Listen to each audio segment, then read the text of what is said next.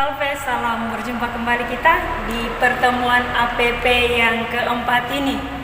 Sebelum kita melanjutkan pertemuan kita yang keempat ini, Miss mau bertanya, kira-kira siapa di antara kamu yang masih ingat apa tema pertemuan APP kita yang ketiga?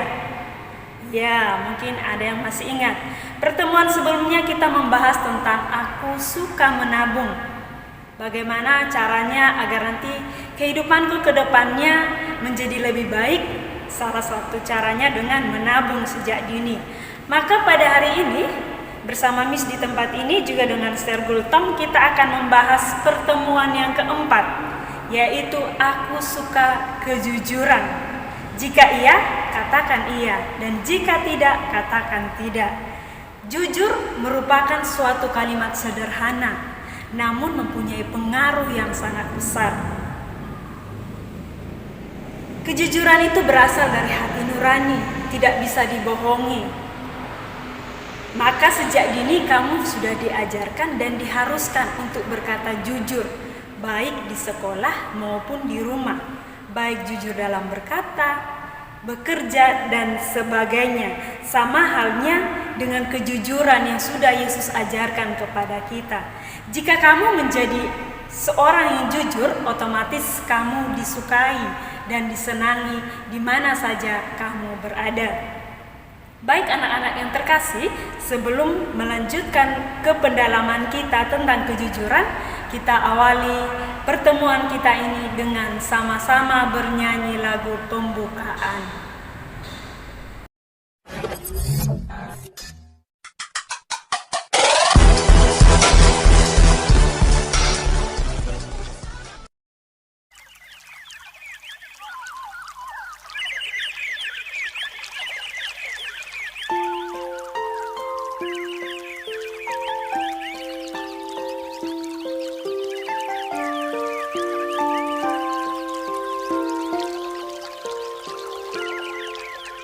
Selamat pagi Bapak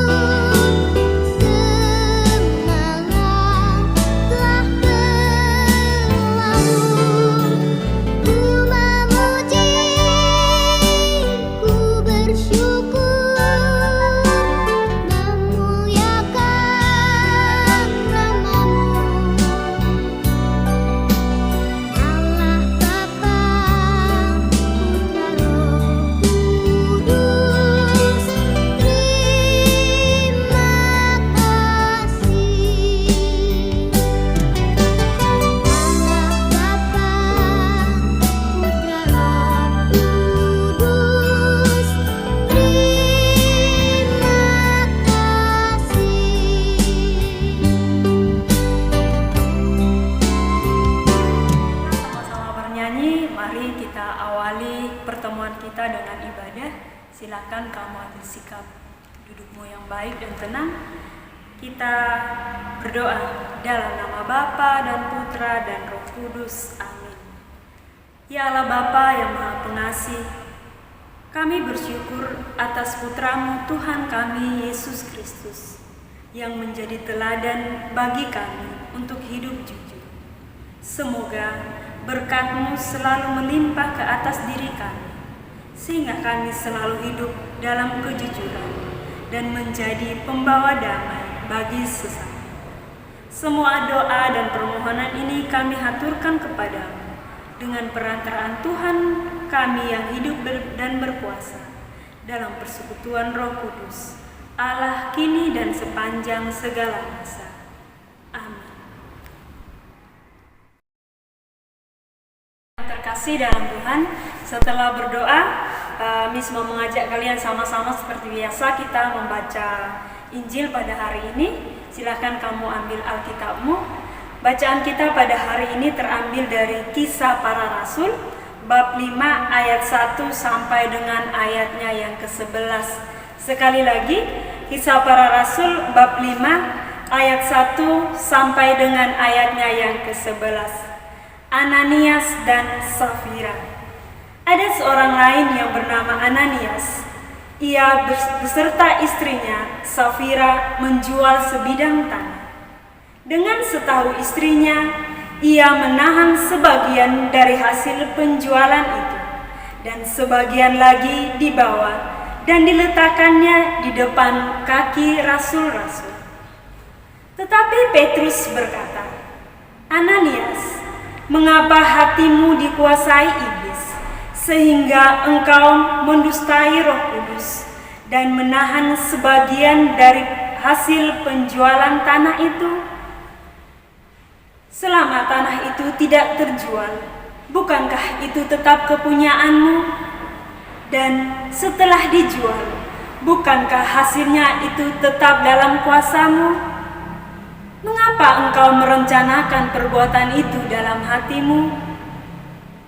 Engkau bukan mendustai manusia, tetapi mendustai Allah." Ketika mendengar perkataan itu, rebalah Ananias dan putuslah nyawanya. Maka sangatlah ketakutan semua orang yang mendengar hal itu. Lalu datanglah beberapa orang muda. Mereka mengapani mayat itu, mengusungnya keluar, dan pergi menguburkannya. Kira-kira 3 jam kemudian, masuklah istri Ananias. Tetapi ia tidak tahu apa yang telah terjadi. Kata Petrus kepadanya, "Katakanlah kepadaku, dengan harga sekiankah tanah ini kamu jual?" Jawab perempuan itu, "Betul, sekian." Kata Petrus, "Mengapa kamu berdua bersepakat untuk mencobai Roh Tuhan? Lihatlah, orang-orang yang baru mengubur suamimu berdiri di depan pintu, dan mereka akan mengusung engkau juga keluar." Lalu rebalah perempuan itu seketika di depan kaki Petrus dan putuslah nyawanya. Ketika orang-orang muda itu masuk, mereka mendapati dia sudah mati. Lalu mereka mengusungnya keluar dan menguburnya di samping suaminya. Maka sangat ketakutanlah seluruh jemaat dan semua orang yang mendengar hal itu. Demikianlah sabda Tuhan. Syukur kepada Allah. Baik anak-anak yang terkasih, supaya kamu lebih mendalami, memahami apa maksud dan makna dari bacaan hari ini, maka silakan kamu menonton video animasi berikut yang telah disiapkan oleh Sir Bultong.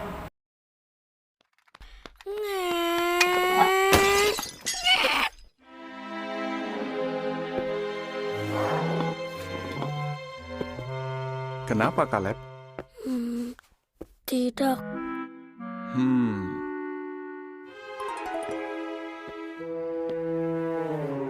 Kaleb, kamu tahu kenapa Yehua mau kita jujur? Kalau kita jujur, kita seperti buat jembatan ke teman kita. Kalau kamu bohong, temanmu tidak percaya kamu lagi. Dan mungkin tidak mau berteman denganmu. Tapi Pak, kalau cuma bohong sedikit? Sedikit atau banyak, itu tetap saja bohong. Sekali kamu bohong, kamu akan bohong lagi. Dan itu tidak baik. Kamu ingat siapa yang pertama kali berbohong? Setan? Benar. Tapi kalau Yesus, pernah tidak dia bohong?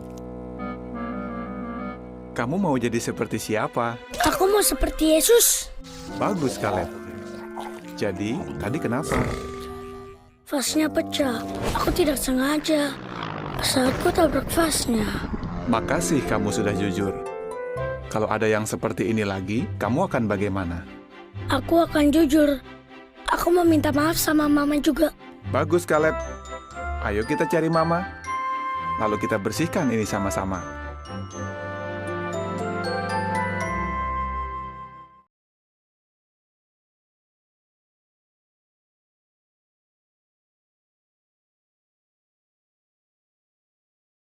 Baik anak-anak yang terkasih dalam Tuhan, tentunya kamu sudah menonton video tadi kan, bagaimana perasaanmu? Video tadi tidak jauh beda dengan bacaan yang sudah Miss bacakan tadi ya. Dari itu ada beberapa pertanyaan yang sudah Miss siapkan, kamu cukup menjawab dalam hati saja. Kalau benar berarti 100, kalau salah kamu boleh buat menulis sendiri ya. Pertanyaan yang pertama, menurut bacaan tadi atau video yang sudah kamu tonton tadi, siapa yang menahan sebagian harga tanah itu? Siapa yang menahan? Ya, betul sekali, si Ananias dan istrinya Safira. Lalu pertanyaan yang kedua, apa yang terjadi atas diri Ananias dan Safira setelah mereka berbohong? Iya, mati, putuslah nyawa mereka. Maka anak-anak yang terkasih, dalam bacaan tadi, video yang sudah kamu renungkan tadi, kamu nonton tadi, ada rangkuman sederhana yang mau Miss buat. Jadi kamu tolong dengarkan bahwasannya setiap perbuatan baik yang kamu lakukan tentunya akan berakibat baik, akan kembali kepada dirimu. Juga sebaliknya, jika perbuatan jahat yang kamu buat, maka itu juga yang akan kembali kepada dirimu. Maka apa yang kamu tanami, itu juga yang kamu tuai. Gak mungkin kamu tanam padi, lalu kamu tuai jagung kan, itu gak masuk di akal. Karena itu segala perbuatan kita harus dilandasi dengan kejujuran. Perbuatan jujur selalu mendatangkan kebaikan dan keadilan.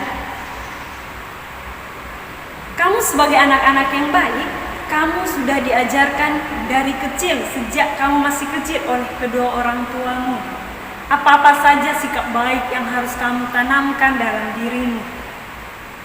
Apa-apa saja perilaku baik yang sudah harus kamu buat terhadap sesamamu, mungkin keluargamu, orang-orang di sekitarmu, atau bahkan teman-temanmu yang ada di sekolah. Kejujuran itu merupakan salah satu sikap yang sangat disukai oleh semua orang.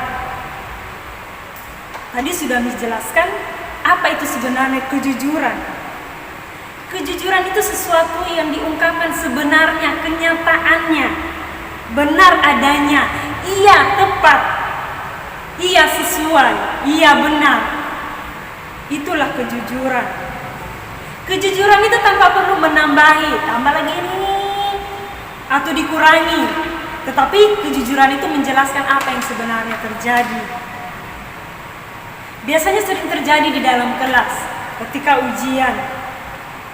Si A yang biasanya dapat nilai 50, 60, tiba-tiba ujian kok bisa 100 dia ya?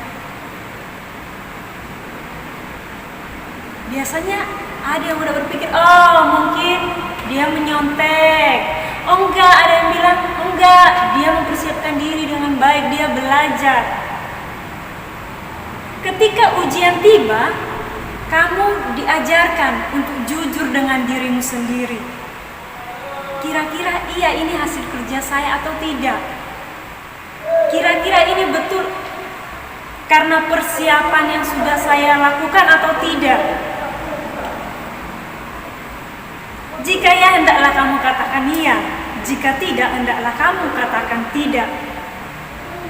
Karena apa yang jahat itu berasal dari iblis.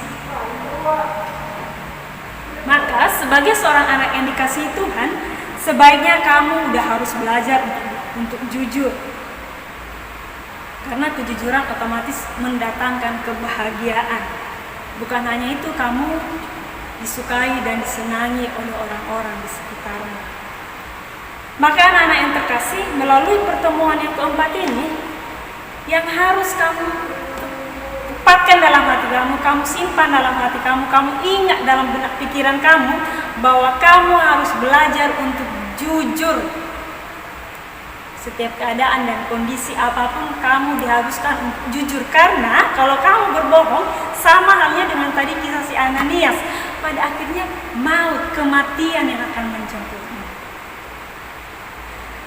Oke anak-anak yang terkasih, demikian renungan kita yang sederhana ini. Semoga yang baik menjadi pedoman bagi kehidupan kamu, dan yang buruk kamu tinggalkan. Kamu selalu belajar untuk jujur terhadap orang tua dan juga teman-teman di sekitarmu. Amin.